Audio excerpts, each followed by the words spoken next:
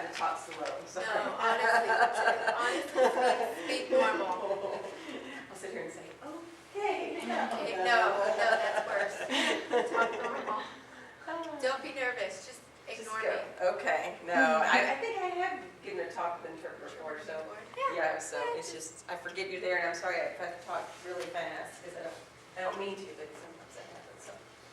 Okay, so, well, thanks for coming tonight. I'm sorry that we don't have a bigger crowd, but it's fine, it's no worries. During my talk, if you have any questions or whatever, if I say something and you think that's just weird or unusual or something, just yell at me and I'll answer, or I'll stop, or I'll explain myself, because I get carried away a lot of times talking about horses. Because as I said earlier, I think I have the best job in the world. About half of my time I spend out on the road talking to college students about horses, about Kentucky, about thoroughbred racing, and the other half I'm in Lexington, Kentucky, working with the students or on farms or at the racetrack or at the sales or things like that. So I just, like I said, I laugh that I get paid to do that. That's my job. So I think you should always try to find a job where you're happy to get up every day and where you just think it's crazy that they pay you to do that. So you guys know where Lexington, Kentucky is, don't you? I hope. Mm-hmm. The reason I say that is I was giving a talk somewhere. I don't remember exactly where. I know it was out west. And I was talking about how wonderful Kentucky was and how beautiful it was and how great it was. And I said, are there any questions? And a student raised their hand and they said, where exactly is Lexington, Kentucky? And I was like, wow. So one of these days I'm going to redo my presentation. I'm going to put a map of the United States in there and then highlight Kentucky and highlight Lexington so people know exactly where Lexington is. But we're in the north central part of the state of Kentucky, and Kentucky is just north of Tennessee, south of Ohio. Lexington is about 80 miles south of Cincinnati, Ohio, and about 70 miles east of Louisville, Kentucky. So kind of a little triangle between those three cities. But we're definitely the smallest of those three cities. Louisville has about 1 million people. Lexington has about 275,000, and it actually is the second largest city in the state of Kentucky, so not a very big city. But we're known as the horse capital of the world, although, like I said, I travel a lot.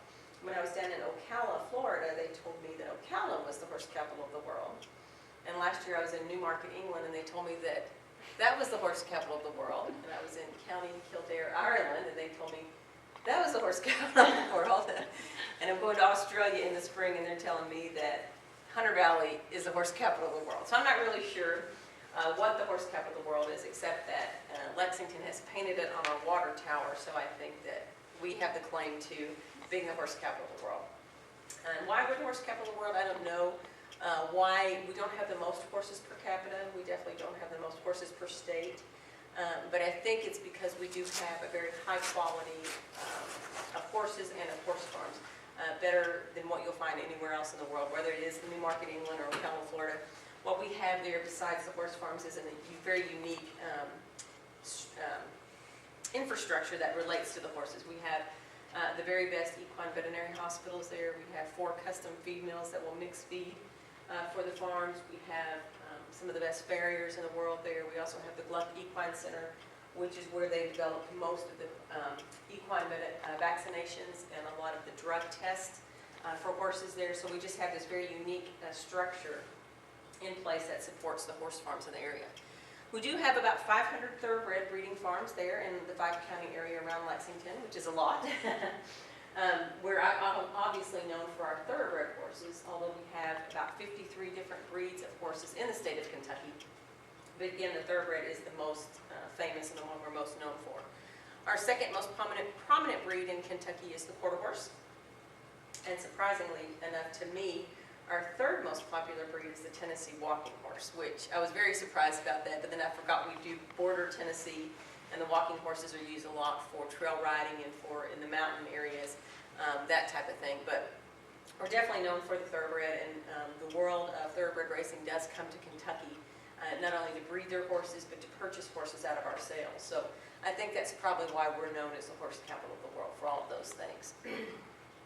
But about 15 years ago, managers from those primarily thoroughbred farms there in Lexington, they meet on a monthly basis, and the big topic of conversation about 15 years ago was the fact that there weren't a lot of young people coming into our sport and coming into our industry, because they thought, you know, here we have all these farms, We have all these great horses, all the different job opportunities that go with the horses, not just on the breeding farm, not just hands-on with horses, but anything related to the horses, such as working with the feed companies, or some of the bigger farms have, you know, big staff, so people that want to manage their websites or do, you know, insurance or marketing or any of those things. There just weren't an influx of young people coming into the industry. There were people that wanted the jobs, but those people really didn't have a horse background. Like, there were people that would apply for jobs as receptionists on the farms, or other office people, accountants, things like that.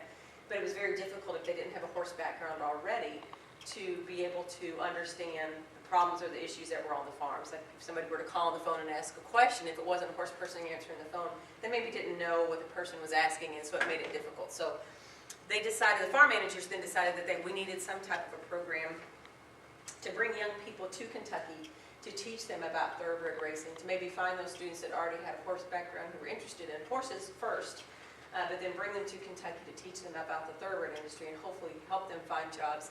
And not just jobs, but really try to raise the next generation of farm managers and veterinarians and people that would understand the sport and keep it growing and keep it going. And so that was the result, and that's why our internship program started from this idea back about 15 years ago. So it does provide hands-on experience to students who want to have a career in the horse industry, but primarily in the thoroughbred industry. So the emphasis is on improving your horse handling skills. We're taking students that already have some knowledge about horses and bringing them there again to teach them about the thoroughbreds and the sport that we have there. So depending on what time of the year students come to our program, we have 2 sessions. One session in the spring, which obviously would be breeding season. Those students work with mares and foals primarily. And then we have a fall session that starts in July, and those students primarily work with yearlings that are going to go to the sale. So these students on this side are prepping yearlings for the sale. And then we do have some farms that allow students to start young horses under saddle, and that usually starts late September through the first part of November. So there's, like I said, different jobs that students can do once they come to the internship. Oops. So as I said, founded by members of what's called the Kentucky Thoroughbred Farm Managers Club to encourage young people to get involved in our sport. And I put on here that we have the full support of the area farms and farm managers. It's not a monetary thing. We're actually a nonprofit company, and as I told Brianne, we have a huge staff of 1. I'm the only paid employee of the company. Everybody else does everything by volunteer. But the way they support our program is that they are very anxious to have young people come onto the farms. And they let the students, who sometimes have a little bit of limited hands-on experience, come onto the farms and do some very, what I would say, incredible things. They get to work with some of the top quality horses in the business. And by that I mean we've had students that have fold-up horses that have run in the Kentucky Derby or the Breeders' Cup races. If you know the name Zenyatta or Rachel Alexandra. What was the first name? What was the first Zenyatta. name? Zenyatta, Zenyatta. Yeah. We've had students on both of those farms who've worked with those mares, who are brilliant race mares, and you know, got them to the breeding shed or helped foal out their foals or things like that. So I'm always amazed, and I talk to the farm managers. I'll call them. It's like, I can't believe that you really let the students do that. And I'm like, oh yeah, they're perfectly capable. So whatever they want to do, if they're anxious and they're interested and they want to do it, we're going to give them a chance to try. Because as I said earlier, we're trying to raise the next generation of farm managers. We're not just looking for people to clean stalls or groom horses, because that's not what this program is all about. It's not looking for those type of people. We're really looking for the higher quality people that want to go on and, like I said, promote our sport and take it forward. So we found that the students really appreciate the hands-on experience they get in our program. Some of our farms will foal out more than 100 mares during the breeding season, so whether or not you want to stay in thoroughbred racing or not, or you want to go and do something else, just being on a farm with that many horses of that high quality is tremendous experience. And we found that while most intern graduates want to stay within the thoroughbred industry, some of them want to go into other breeds or other disciplines. I think that those breeds and those disciplines really appreciate the fact that the students maybe stepped outside of their comfort zone and came to the thoroughbred farms and got the education that we have there. And then that is, again, applicable to whatever breed or discipline you want to do, again, because in terms of breeding, mares, it all works the same way. Well, one little thing we do different in the thoroughbreds, which we'll talk about in a minute, but you know, they all do the same thing. In terms of prepping yearlings, it's not much different than fitting a halter horse. And then obviously starting horses under saddle is starting horses under saddle. Somebody's got to get on their back the first time. And at this stage, we're not putting any speed on those horses. We're just teaching them to walk, trot, canter, turn, stop, back. We take them on a lot of trail rides. We're just trying to put a solid foundation on them first. Because while they're all geared to go to the racetrack, some of them won't make it, or some of them won't get to the racetrack and they won't be fast enough. So the farms are very conscious about finding other careers for them if they don't make it at the racetrack. So again, trying to make a solid horse out of them first. So this experience is valuable to students, whether again they want to stay in the thoroughbred industry or go on to do something else. And obviously our farms need a lot of help throughout the year, primarily in the breeding season, but then again at this time of year when we're doing sales and marketing of these horses. And then colleges and universities seem to like us pretty well because almost every student that has graduated from our program has gotten a job offer at the end of the internship. So I think it's a really good way for students to transition themselves from a college career into a real career choice. It gives them that kind of stepping stone in between, so they're not, jumping into something they're not really sure about. They can do it as a trial basis first during the internship. If they like it, that's great. Like I said, most of the students will get a job offer. If they don't, then you can step back and find another career choice or something else to do. So it works out really well for the students in the program. We had our first group of students that started in the spring of 2000, and since then we've had more than 600 students that have come through the program. They have come from all 50 states, from about 110 different colleges and universities, so small schools all the way up to the biggest universities. And at last count, we've had students from 18 foreign countries that have come also to the program. So my current group of students, I have 19 in the program. I have one student from Australia, one from Canada, one from South Africa, and one from China. So I always say to the interns that come into the program, you're going to see and hear about everything that goes on in Kentucky, but you never know who's going to be in your group of interns. So it could be somebody from Texas or California or New York or Florida or Venezuela, or I'm going to pick a really strange country for you to spell. You never know where they're going to come from, so you're going to learn about the horse industry in all those places. And that's great because, especially when it comes to racing, we have some form of horse racing in about 63 different countries of the world, so you never know where it could take you or where you may end up. We actually have graduates out of our program that do work in Australia and in New Zealand. One is in Japan right now, several in England, Ireland, France, Germany, Venezuela, Uruguay, almost every state. So they do find jobs, not just in the thoroughbred business, but in the racing industry worldwide. So why are horses important to the state of Kentucky? Why have we become the horse capital of the world? A lot of it has to do with the land that we have there in central Kentucky. It's a very unique type of soil structure. We have some big, nice rolling hills there, but under the surface of the soil, we have a very thick layer of limestone. And that limestone provides a lot of calcium and phosphorus because it rains there every 2 or 3 days and the water trickles down through that limestone, and we have a lot of natural springs that come up, so our water is very high in mineral content. And that, combined with the nice rolling hills and the green grass that we have, just makes it a very ideal place to raise horses, primarily out on pasture. And it costs considerably less to raise a horse out on pasture than it does to feed them and keep them in stalls and have to feed them hay. But the grass that we have in Kentucky is primarily Kentucky bluegrass. It grows very well in the spring and very well in the fall, 2 times when we need a lot of nutrition for our horses. And at the height of its growing, you can measure the protein content at about 22%, which is really comparable to alfalfa in terms of protein content. And so again, it's a really good natural source of nutrition for the horses when they're out there. But the state of Kentucky is a very rural, agricultural type state. We have a huge cattle market. We're actually the biggest cattle producing state east of the Mississippi River. We have a huge poultry industry. We raise a lot of corn and soybeans. We also produce some tobacco. I don't really say that's much of an ag product, but I guess it is. And then we also produce a lot of bourbon, which is an ag product because it's made out of corn. They say we have more barrels of bourbon in the state of Kentucky than we do people, which is a little scary thought, but horses are by far our #1 agricultural cash product. We export billions of dollars worth of horses out of our state. As I said before, the world comes to Kentucky to purchase horses and breed horses in our state. They think that the horse industry has more than a $3 billion impact on our state's economy. That's not the purchase price of horses. That's if we were to pull the horse industry out of Kentucky, in terms of tax revenue, our state would lose almost $3 billion, or around $3 billion, which is huge. They think that the horses that live in the state of Kentucky year-round are valued at close to $25 billion. So again, a huge amount of money in terms of horses, because we're not a very big state. I think we rank 34th or 35th in size of the 50 states, so a relatively small state to have that much of an economic impact just due to horses is pretty amazing. And I think that about 40,000 people are employed mainly in the Lexington area in the horse industry. And as I said before, Lexington has about 275,000 people. So having 40,000 of those working in the horse industry, for me, it's been a really neat place to live because I grew up in Dallas. And I was that nerdy kid that liked horses. And so if I had to say something like, I've got to run because the farriers come in, my friends were like, what does that mean? Here in Lexington, if I say that, or somebody talks about a mare's colicking, you've got to run to the clinic, nobody thinks that's odd, nobody thinks that's funny. They just understand because they're so familiar with the horse industry that it makes it a really good place to live if you also like horses and you like being around people that are very into the horse industry.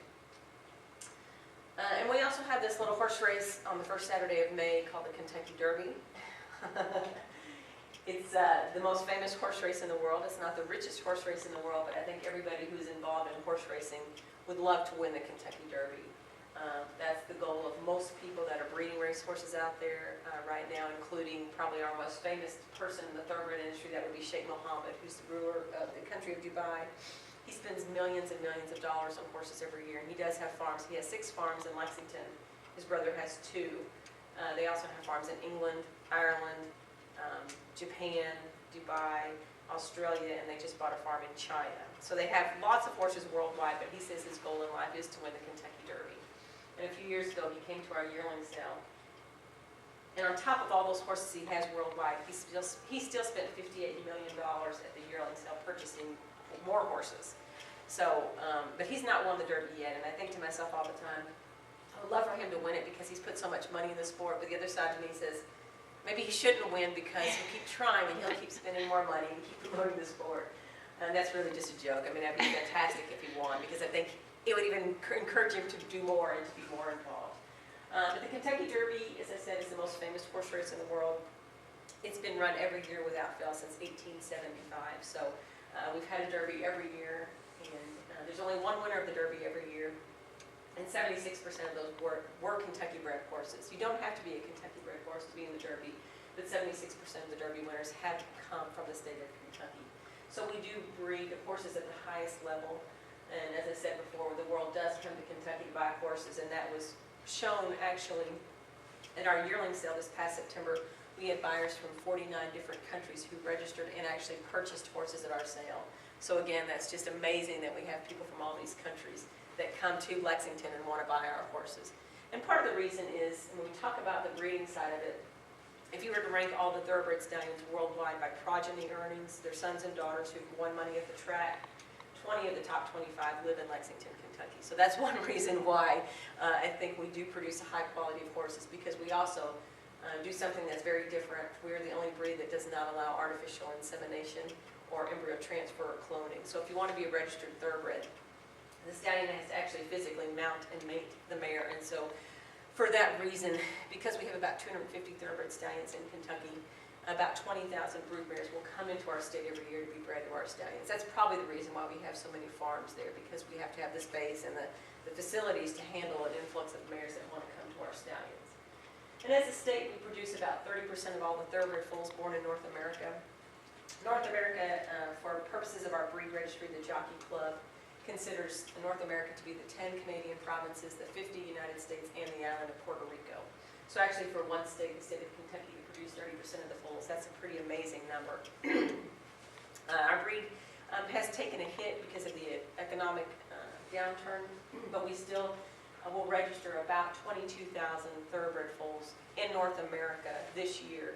So that makes about a little over, between 7,000 and 8,000 of those will have been born in the state of Kentucky, primarily in Lexington, because that's where the center of the industry is. So again, pretty big player on the market in terms of that. The horse on the bottom picture here is a horse named Curlin. I don't know if you've heard of him. He is the richest racehorse in North America. During his racing career, he won just under $10 million at the racetrack. I always like to talk about him because he's not one of those crazy thoroughbred stallions you hear about if you see him there. He's very calm. He loves to have his picture taken. I always take the interns out to the farm to see him because that may be the only chance in their lifetime they'll have to touch a horse that is worth more than $10 million. But I don't know what his insurance value is, but I know that he won almost $10 million at the track, so you have to imagine that he's worth quite a bit of money. He's standing instead at Lane's End Farm, and we'll see. His first horses went to the track this year, and they seem to be doing pretty well, so I'm not sure how successful he'll be in the future, but it's always nice, or interesting to see him and talk about him. So after the breeding industry is over, that's in the spring session. When that session ends, we kind of roll into the sales season. And the sales are very important to the state of Kentucky. We have a yearling sale that starts in July, then we have a large yearling sale in September, then we shift gears and we have a smaller yearling sale in October. We have a very small select November breeding stock sale, and we have a large breed mare sale in November. And all of these sales generate millions of dollars in terms of revenue for our state, not because the state is getting money from the sale of these horses, but we do charge a sales tax on horses in the state of Kentucky, which is very different. It's 6% on the value of the horse. That's also charged on the stud fees in the state. So that money goes into a fund called the Kentucky Development Fund. And what it does is reward people who either breed horses in the state of Kentucky or purchase Kentucky-bred horses. So if those horses were to go on and win races anywhere in the world, the state of Kentucky will reward you or give you a bonus purse or check money for purchasing or breeding a Kentucky-bred horse. So if you're like Hurlin, he actually went to the country of Dubai and he won the Dubai World Cup.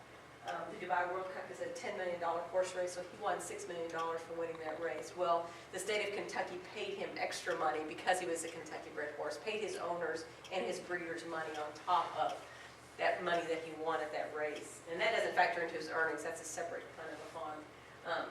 So people like to buy in the state of Kentucky because they know if they have a top quality horse, they're going to get a little bonus if it wins money somewhere else. So as I said, these sales generate millions of dollars in terms of tax revenue, and also just revenue from the people from all these other countries that come into Lexington and fly into our airport, rent our cars, stay in hotels, eat in our restaurants. All of that does generate money for our industry as well. But the September yearling sale is the largest horse thoroughbred auction in the world. About 5,000 yearlings will go to that sale every year. And in September of 2005, there was a yearling horse that went through the sale and brought $9.7 million. And I think to myself, if I had $10 million, I'd probably buy a couple of horses, but I wouldn't spend it on one horse. But the reason why people are willing to invest that kind of money in these horses is because they hope that he'll become the next Curlin and win a lot of money at the racetrack. But at the end of the day, they hope that then, if he is successful, he can return to stud, because that's where the big money is in horses, primarily is in breeding. A horse like Curlin, his stud fee is relatively modest right now because we have to wait and see if his horses will win at the track. But there was a horse just a few years ago named Stormcat. He actually passed away earlier this year. But at the height of his breeding career, he'd breed about 100 to 120 mares a year, and those mares would pay $500,000 to be bred to him.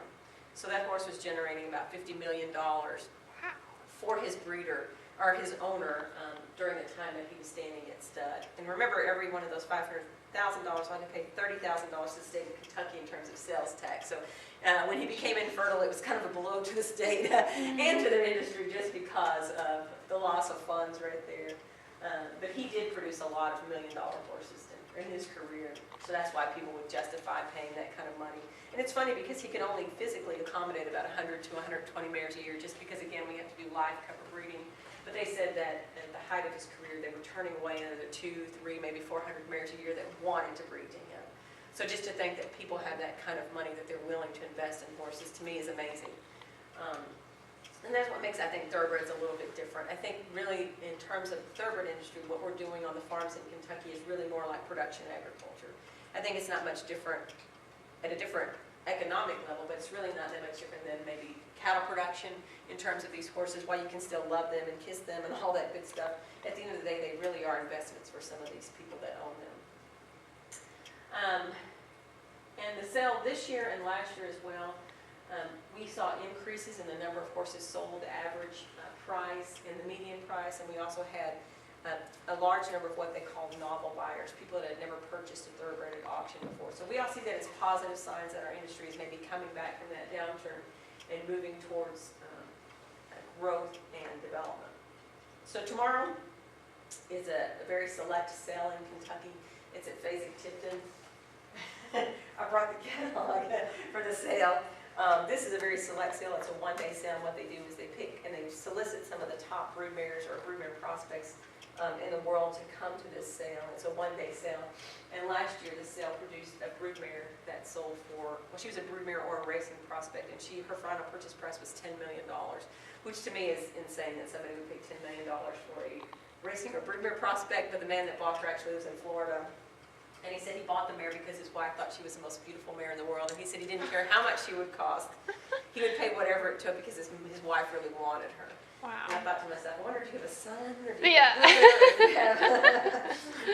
But we'll see what happens in the sale this year. Some of the mares, if you watch the Breeders' Cup races this weekend, they were Friday and Saturday.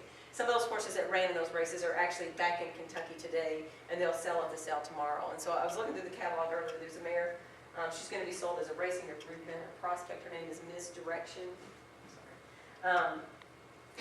She won one of the Breeders' Cup races last year. She also won this year, and so she's in that sale. There's also a filly or a mare in there named In Lingerie.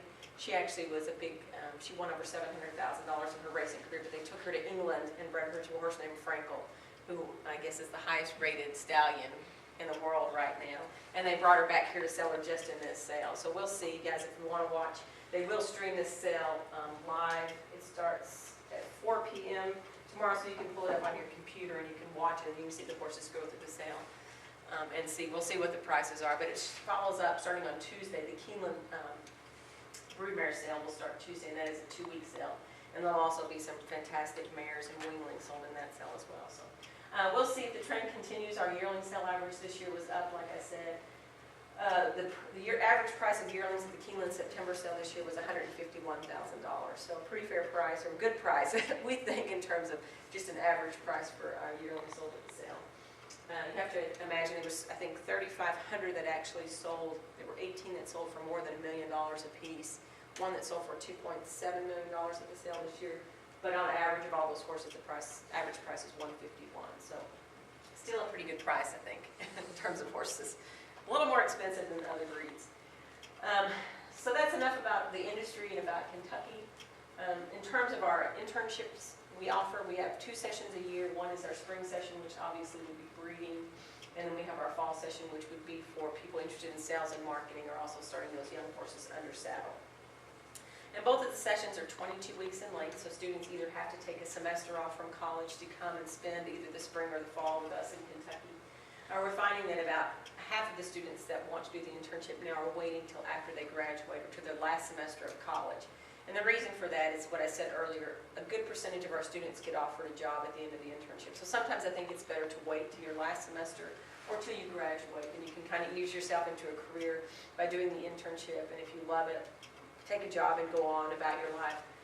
But if you're not sure you want to be involved in this industry, you're not sure if a full-time job in the horse industry is for you, then maybe it's better to do it as an undergraduate, because then if you find that it's not something you're interested in, then you can come back and change your major and do something else. But we do take students that are juniors, seniors, or recent college graduates. So that's the kind of the target market we're looking for, that you've already completed at least 2 years of college. You already have all your basic courses taken, and you understand vital signs and lameness and diseases before you come into the internship. Because as I alluded to earlier, we have a lot of very wealthy people in the industry, and they maybe are not even living in Lexington. They could be living in England or Dubai or somewhere else. And so really the people that work on the farms are the eyes and ears of these owners. So we need people that will want to work with horses, that actually understand horses and enjoy working them and enjoy being around them. So most of our students that come into the internship are not very well educated about the thoroughbred industry. So the very first week of the internship, we do an orientation. So we don't even work on the farms at that point in time. All the students come together.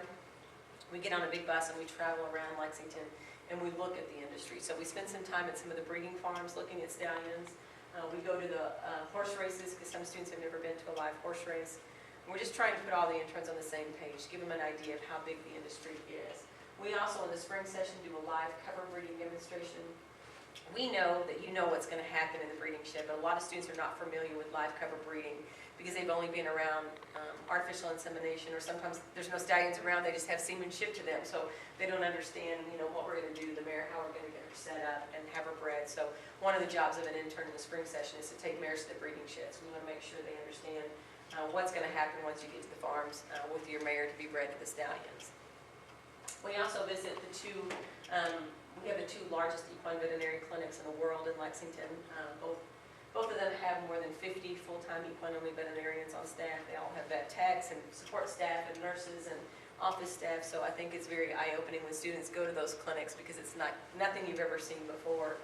It would be more like a human hospital than an equine hospital. But the great thing about having all those vets in Lexington is we have some very specialized veterinarians that can do some amazing things. And these vets are actually flown all over the world to take care of horses.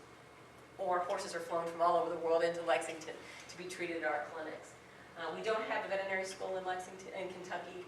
We don't need one simply because both of those clinics actually have better equipment than most veterinary schools have, which is kind of sad to say, but our industry demands that. If you think about the value of the horses that are in Kentucky and the kind of owners that we have, they demand the very best care for those horses, and so they can find it there in Kentucky. And it's great, some of you that maybe want to go into veterinary medicine or be vet techs, it's a great place to just learn and be around all that, to see some of these things that go on at the clinic, some of the things they can do to horses. Not that everybody can afford to do those things or maybe would choose to treat horses that way because of the economic value, but it is amazing to see some of the things they can do.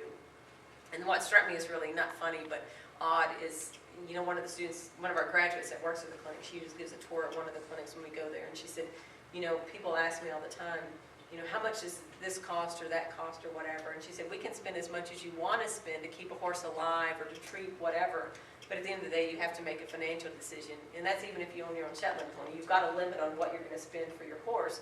Well, some of these people have unlimited funds, so if they want to do whatever, we'll do whatever as long as, they want to pay.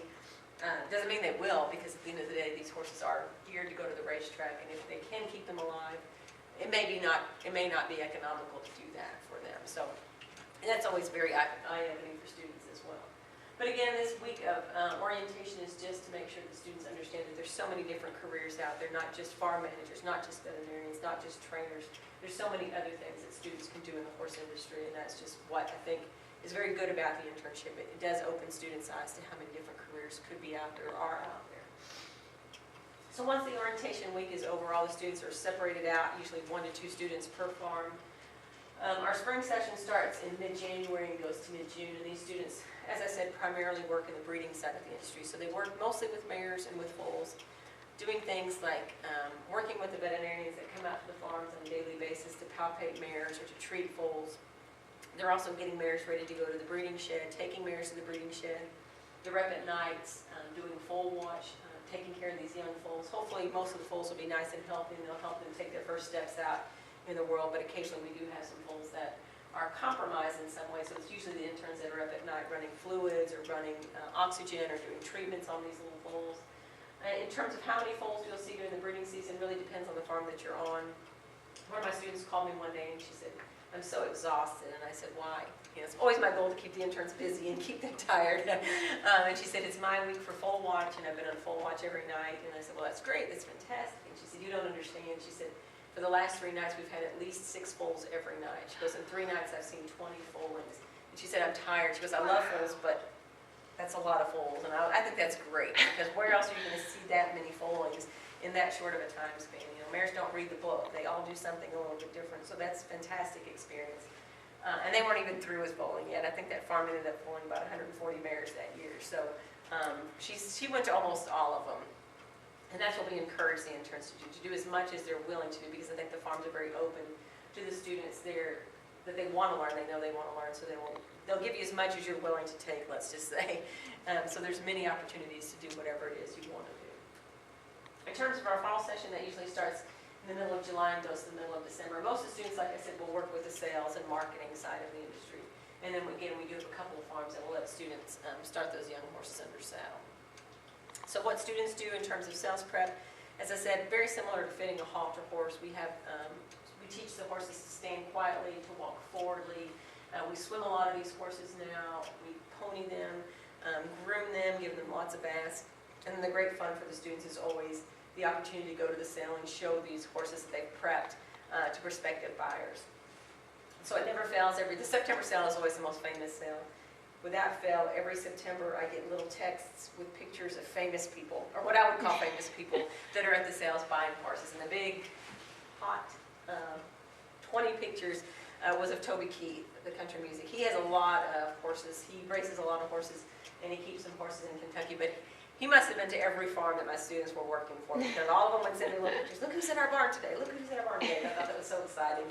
And I was laughing. I'd text him back, I don't want to see him. I want to see the horses he's looking at. That is of more interest to me. But you just never know who's going to show up to the sales. We have all kinds of interesting people that come and that are purchasing racehorses. There's so many people that, I mean, I can't even tell you the kind of people that have racehorses. And some you think have no money in the world, and they end up buying $1 million horse, and then you have other people that you know have a lot of money, and they buy horses in the $10,000 range. So you just don't know, but that's always the fun of being at the sales and seeing what the sales produce. So if you have time, again, tomorrow, the Fasig-Tipton sale will be on, they show it on their website, and then starting Tuesday, the Keeneland sale also live stream their sales, so you can watch all these horses going through the sales ring. They won't show you who's buying it, but you can actually pull up a list later of who actually bought the horses and if they were actually sold. Because sometimes owners will put a reserve on a horse, and if it doesn't make that reserve, it actually is not sold. So after, usually maybe 10 or 12 hips down, they'll say if it was actually a sale or not and who purchased them. So that's always interesting to look at the results pages and see who's buying horses these days. So what do interns do during the internship? It is a working internship, so students work 6 days a week on the farms. Doing everything that is involved with taking care of horses, whether that's cleaning stalls and grooming, working with the veterinarians and the farriers that come to the farm almost on a daily basis, turning horses in and out, bathing horses, giving medications, feeding. Again, whatever it is that you're capable of doing or you're interested in doing, you can do. The farms are very open, again, to letting students do as much as they want to do and get as involved as they want to be in terms of caring for the horses. So what makes our internship different than just getting a job on the farm? Again, it goes back to the fact that the farms are very open to teaching students. And so after working on the farms all week, usually one evening a week, all the interns come together from the farms. We meet either at the vet clinic or on campus at the University of Kentucky or somewhere to learn something. So we have some type of a lecture or an educational experience for the students to get involved in. So it could be something about reproduction, could be nutrition, could be confirmation, could be a jockey coming, could be a trainer that comes, just different opportunities for students to learn. So I take a survey of the students at the beginning of the internship. Tell me after the orientation week, what are the top 5 or 6 things you're very interested in, or you're most interested in learning about or exploring. And I try to bring those types of speakers in to talk to the students, again, because we're not looking for jobs for the students, we're looking for careers for the students. So we're trying to help them see what these different careers are like and to show them, when they talk to these people, you know, what's good about their job, what they don't like about their job, how they got their job, and it gives the students a chance to start networking and meeting people out in the industry. We also ask the interns to do one shadowing and one volunteering event every month during the program. So again, gives them opportunities to pick maybe 4 different careers that they're interested in, spend a day with someone who has that career. And so we set that up, you know, if you're interested in working with a trainer or becoming a trainer, then we set you up with a trainer and you go to the track at 5 o'clock in the morning and spend the day with them and see what their day is really like. That's a great time to do that is when the racing season, we have a race meet in Kentucky in April and October, so it's great for the students to be out at the track and really going through the whole races and all that during the day. But other students maybe want to shadow veterinarians or bloodstock agents or just different types of jobs, so it gives them an opportunity to do that. And I always tell the interns, if you don't have enough during working on the farms and doing your job shadowing, there's plenty of other horse activities in Kentucky all the time for students to get involved in. We have the Rolex 3-day event every spring in Kentucky.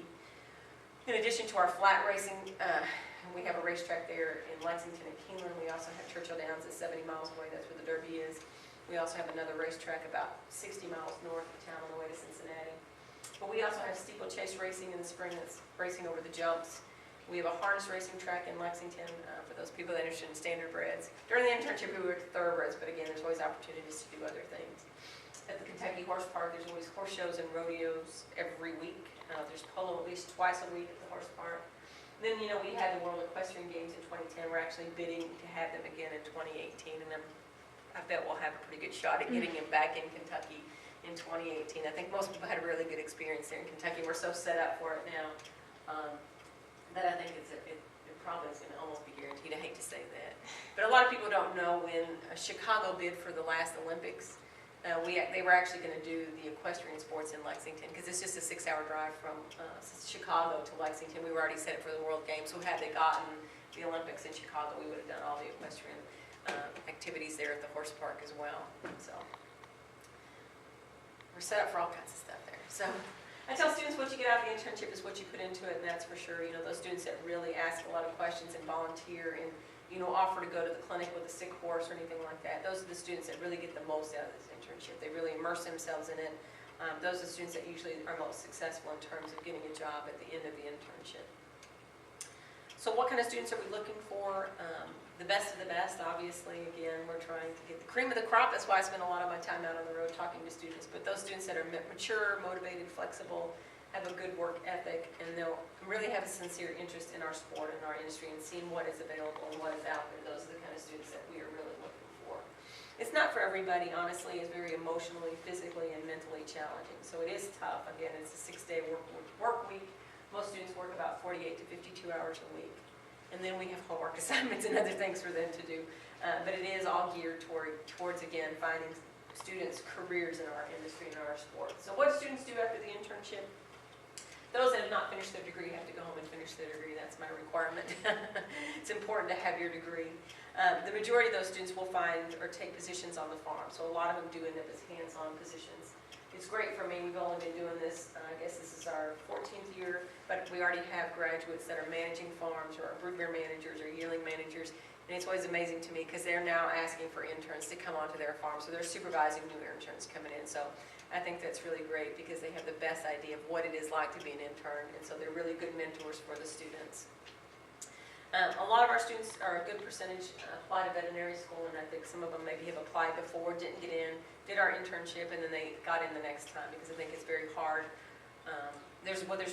Not many people that have the opportunity to write on their vet school application or grad school application that they spent 6 months on a big farm in Kentucky. So good experience for that. And we actually have 3 that have already finished veterinary school that have come back to Lexington and that are practicing vets at the clinic. So again, that's great. It's great for me because when my horse has a problem, those are the ones I call because they know me. No, I'm just kidding. I don't really mean that. Industry positions would be those students that take jobs maybe at the horse track or in the offices of the farms. We've got, I think, 6 licensed trainers already, 4 licensed jockeys out there riding races, so they take jobs within the industry that way. Some go to graduate school, and I think about 5% at last count decide that as much as they love horses, a full-time job or career working in the horse industry is not for them. And I actually think that's really great because, again, how are you going to know if that's what you want to do if you haven't immersed yourself in it and tried it? So it is a competitive internship. We take applications to the program. We look very heavily at your letters of recommendation, your grades in school, and your previous horse handling experience. Probably the only negative thing I can say about the internship is we do charge a tuition. If you read the brochure, we charge $2,000 to do the internship. But when you pay your tuition and you come to Kentucky, we place you on one of the farms there in Lexington. You live on the farm that you work for, so you don't have to pay rent while you're in Kentucky for those 22 weeks. You do have to pay for your personal expenses and your food, and everybody has to have transportation. But to compensate for that, we do pay the interns. It is minimum wage in Kentucky, which is $7.25 an hour. But as I said, most of the students will work about 48 hours a week for about 21 weeks. So most of the students will average around $7,500 during the course of the internship. So that probably is enough money to support yourself and pay for your expenses that you need to while you're there in Kentucky. And it is a college town. The University of Kentucky is there, so there's plenty of collegiate activities. I'm not going to say what collegiate activities are, but there's always opportunities for socializing and that. So it's a good place to live and lots of activities, lots of things going on there in Kentucky. Unfortunately, the deadline for our spring session has already passed, but those deadlines are always the same. So students that maybe want to try to come to our fall session, those applications will be due in April. And then for the following spring, which would be 2015 already, we'll take those applications by October 31st of next year. So those are deadlines. My information is on my card there and on my brochure, so if you have any questions or have any things you want to talk to me about or whatever, I'll either answer questions now or you can email me later, or that's it. That's all I've got. Thank you. Thank you. Thanks you guys for coming. Do you guys have any questions? I do. So there's no credit. Go ahead. You first. Go ahead. Okay. How early can I apply for, because I'm really interested in the breeding for the spring, and it's October. 31st is the deadline, so should I hold off on applying? Yeah, you would, I always tell people, you want to apply as close to the deadline as possible. Because you want your application to be as up to date as it's going to be. It doesn't mean no good to send it now because you're going to be doing something for a whole year between now and then. So I would say apply close to the deadline. But in all honesty, we're going to revise our application form, and I'm going to have the new application form out hopefully right after the first of the year. Is we're going to revise the application that's online now is not even going to be the one we're going to use for next year. Right. But yeah, apply, I would say closer to the deadline, just because again it's competitive. I probably have 80 or so applications sitting on my desk right now for this spring. So you don't want to apply now, because you're going to do a year's worth of stuff between now and next October. So. Right. Okay, I have a question. So there's no credits are offered for this internship? Correct? No, most colleges will give credit for doing an internship, and it just depends. That comes out of your degree plan of what your college. Some schools will give a whole semester's worth of credits, some will give 2 or 3. The problem usually comes in that you have to pay for those credits and pay our tuition too. So, you know, how many credits you want to get for it, or how many you do get is going to be up to your degree plan. So you go, so I'm working on the Kentucky farm, and then you go to school? You don't usually take classes during the internship. We do have some educational lectures and some assignments for the students to do so that colleges can give them credit for the internship. But you wouldn't take any classes at the same time back at home. Okay. So. Is there anything specifically that you look for on applications, or is it just the most unique? I think it's really a well-rounded person. So we're not looking for the 4.0 students. Okay. We're not looking for the ones that have been riding horses since they were 6 months old. You know, it's a combination of everything. So grades are important, but they're not the only thing. Hands-on experience is good, and the most you can get is great. But, you know, at the end of the day, we can teach people, if they've had limited experience, what to do with a horse. Because all these farms are going to do things their own way. You know, you might have wrapped 1,000 legs, but they're going to do it the way they do it, and they're going to want you to do it their way. So I think it's really important to have good references that can tell us that you're a good person, that you're going to show up to work on time, you're going to relate well to everybody else, you're going to, you know, ask good questions. You're not going to be one who knows it all already, but be very open-minded and open to learning.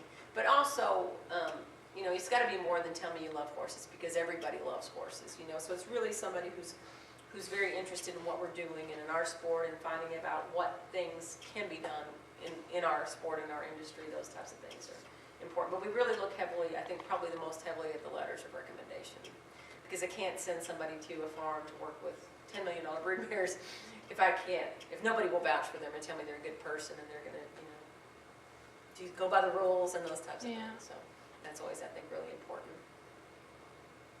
Good to know. Do you call references too, or do you just... We check all references. Okay. Yeah. Have to. So make sure it's someone who will return a phone call. The farms will probably have no idea who these people are, so they depend on us to pick the best students to come, the most dependable, reliable ones. So yeah, we do check all the references. And that's probably the biggest reason we turn people down. Number one, we're limited by the amount of farms that will take an intern. So we usually take about 30 in the spring and about 20 or so in the fall session. So, like I said, the farms, they won't even know who they're getting until we tell them who it is and they show up on the farm. And so they really rely on us to screen them pretty heavily because, you know. Yeah. But like I said, some of the students will be handling horses that are truly amazing, and they'll tell me, oh, I got to handle so-and-so today. And I'm like, you did not? Yes, I did. I'll call that farm manager. Yeah, sure.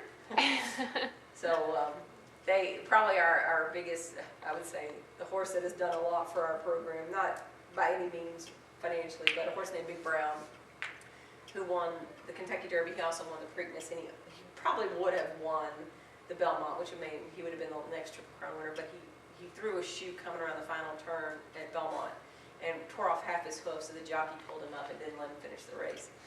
But 2 interns were there the night he was born, and they helped pull him out of his mother and stand him up for the first time. Then when he went to the track, I had one of our graduates that worked with the trainer that had him, and so she got to gallop him the first time at the track, so that's exciting.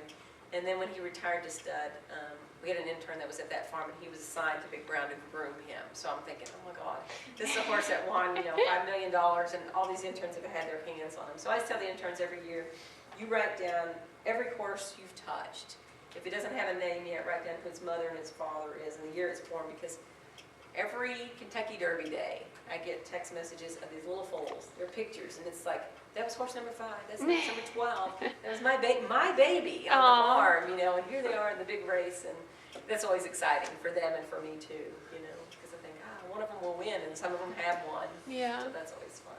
But yeah, so, you know, we have to make sure that they're good quality people that will, you know, take care of these horses for these people, because they've invested a lot of money into it, and so we got to make sure that they're good quality people. But again, the farms will reward them by, you know, just giving them a great opportunity, so Yeah. seems to work out pretty well. So you said you take 20 to 30 interns. How many farms do you work with?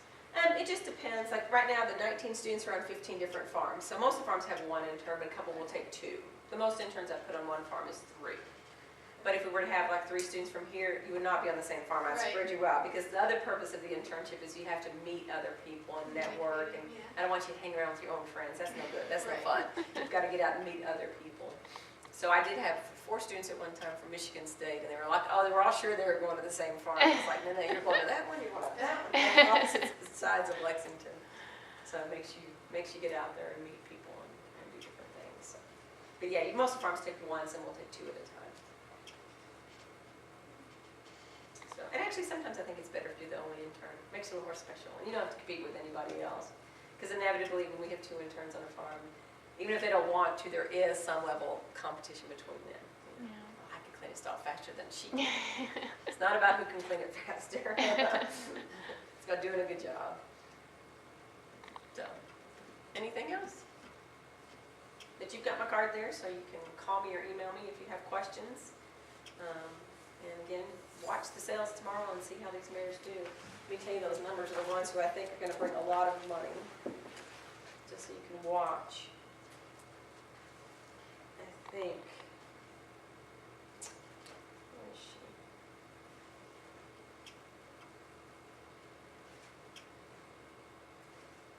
Number 104 is Ms. Direction. And then the other one I think will bring a lot will be that in lingerie, and she's number, where is she?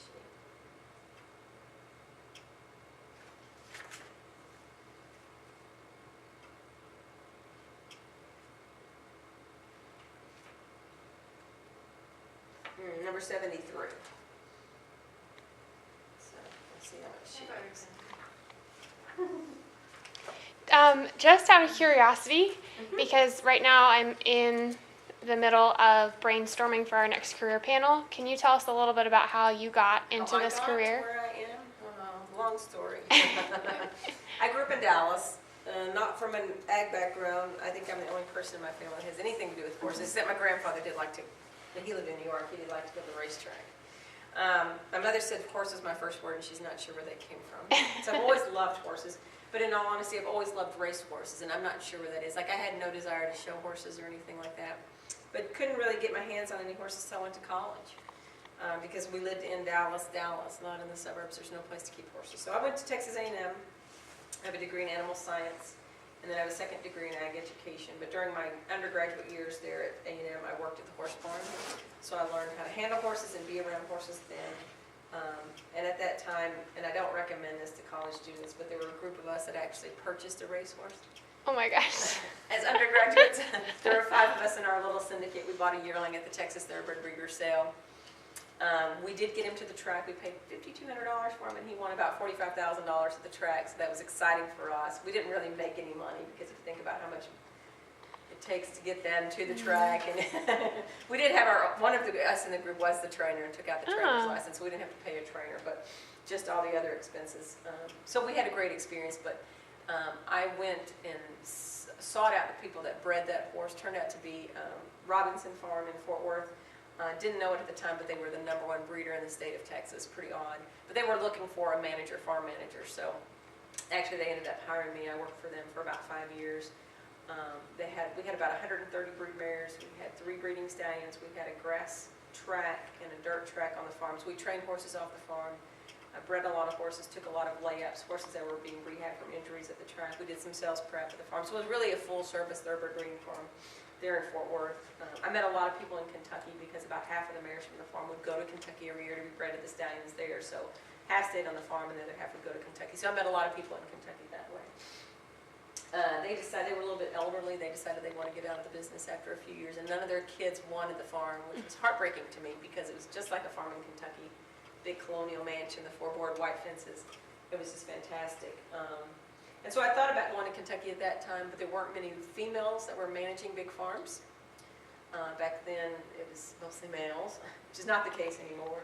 So I was a little bit afraid to go at that time. So instead I went to grad school and I worked on my PhD in reproductive physiology at the medical school at Texas Tech University. Didn't finish it, but it's okay because after about 3.5 years, the job that I have now came open, so I applied for it. Really funny because I didn't think they would hire me, coming from Texas, into Kentucky. But the funny thing about that, there were 9 people on the hiring committee, and 6 of them already knew, because I had met through my interactions from the thoroughbred farm in Kentucky, in Texas, taking mares to Kentucky. So I always tell students all the time, never forget who you meet along the way, because you never know. Had we not bought that yearling at the sale, I would have never met the Robinsons. Without the Robinsons, I would have never met the people in Kentucky. Without people in Kentucky, I would have never got the job that I have now. So I've been in Lexington for, December 1st, it'll be 12 years. So it's worked out well for me. Yeah, I'd say. 12 years. Yeah. This is the longest I've ever had a job in my life. Usually 4 or 5 years, I'm ready to move on to something else, but I'm not tired of this job yet, not at all. So, That's great. Which is Thank funny. you. I'm kind of a nomad, gypsy type, you know what I mean? For 5 years, I'm ready to go on and do something else, but this job has kept me interested. So you live in Kentucky and then travel to all Travel these a lot. schools and. I was telling somebody earlier, since February, I've been on 70 flights. Yeah, I divided the country into thirds, so I try to visit a third of the country at a time. So this semester was primarily the East Coast, so this is my last flying trip. I think in 2 weeks I drive to West Virginia. But this semester I've been everywhere from Maine to Louisiana, so I kind of went. So you like traveling? I love it. Good. Last semester I went to the middle of the country, it was Minnesota to Texas, and then the semester before, and also next semester, I'll go West Coast, California, Oregon, Washington, Colorado, Arizona, New Mexico. I love it. Because you never know, like, was it 2 weeks ago or whatever, I went to, I flew into Boston because I was going to University of Massachusetts and University of Connecticut. Well, what is right next to Boston Airport? Suffolk Downs Racetrack. So I flew in early that day so I could go to the races that afternoon because I knew how to talk at night. What was the name of the racetrack? Suffolk Downs. Suffolk. Yeah. So, my job, I could go to the racetrack. I could, I was trying to figure out if there's racing at Parks or at Penn National tomorrow, you know what I mean? Yeah, I Just don't have know a the day off. days. Like I said, my job is, it's okay. I love traveling. This job has taken me, I've been to every state except Alaska and Hawaii. In 2009, I was invited to go to South Africa to talk to them about the horse industry there. They're trying to improve the quality of their workers on the farms. They called me down